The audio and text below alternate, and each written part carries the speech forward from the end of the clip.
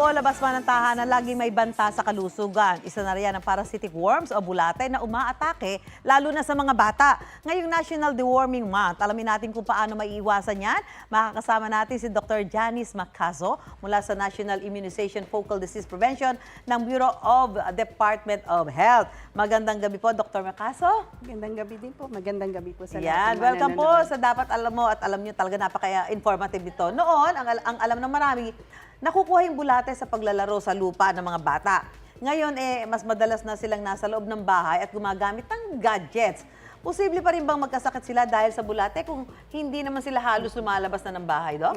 Tama po. Misconception kasi yun na sa lupa lang siya nakukuha. Actually, nakukuha siya fecal-oral route. Ibig sabihin, kapag may pagkain na merong dumi ng tao, na merong itlog ng bulate, tapos nakain ng bata, pwede niyang makuha yon kahit na hindi siya naglaro. O kaya, pag nakakain ng mga pagkain na hindi lutong-luto, lalo na yung baboy o kaya baka na merong bulate, chicken wala naman po. Okay. Pero yun, baboy at baka na hindi luto, hindi nagsailalim sa quality inspection, pwede pong magkaroon ng bulate yon, pwede rin makain. Tapos, yun pong alam natin na skin penetration, yun din, pumapasok sa paa ng bata. Dok, ano ho ba ang pwedeng epekto sa pagkakaroon ng parasitic intestinal worms sa mga bata? Di ba sabi kaya daw nagiging lampayatot, ganyan, dahil daw sa bulate? Totoo ba yun? Opo, tama po yun. So, kasi yung mga bulate nakikipagkompetensya sa nutrition sa katawan ng bata.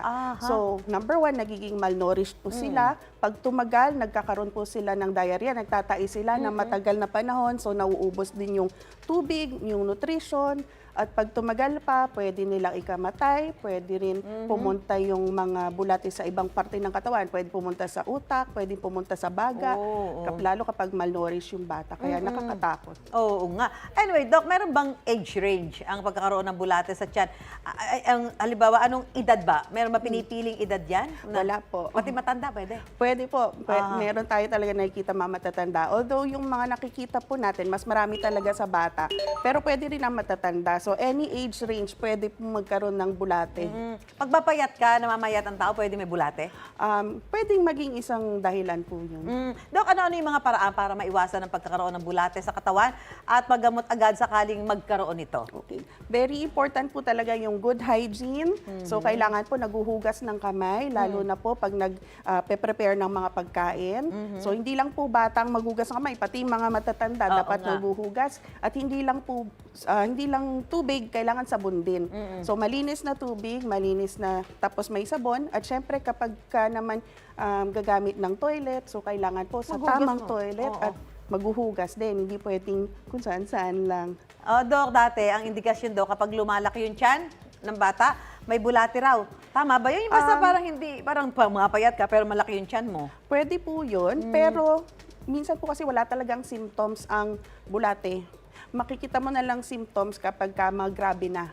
Nagiging malnoo po. So tama na, pupurgahin mo? Kaya dapat po talaga purgahin natin sila. Kahit wala pa pong symptoms, dapat ugaliin po na magpapapurga po every 6 months talaga. Mga bata yan? Mga bata po. Yun. Ako, yan, napaka-importante ho niya mga nanay. Ano? Dr. Macazo, maraming salamat sa pagbabahagi niyo ng kaalaman dito sa Dapat Alam Mo. At ito nga po, mapausaping kalusugan, isyong pantahanan, at kahit kwentong pambata at kalalakihan, hindi ko palalampasin yan. Doc, kay Susan tayo! Susan tayo! Kay Susan tayo.